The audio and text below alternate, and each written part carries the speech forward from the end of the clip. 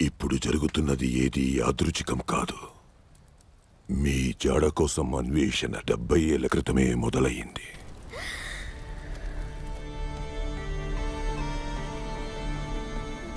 కాలాలు దాటి, ప్రవాహాలు దాటి, సమూహాలు దాటి మీ విధి మిమ్మల్ని వెతికింది. ఇప్పటి వరకు మీరు తెరిచిన ప్రతి ద్వారం మాకు దగ్గరవడానికే, వేసిన ప్రతి అడుగు కిరీటం మోయడానికే. నాకు పచ్చబొట్టేసి ఆమె పడిపోయిందిరా.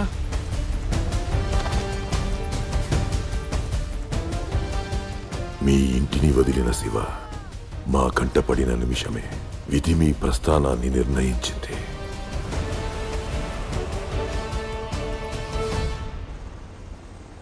మీ అన్నని వెతుక్కుంటూ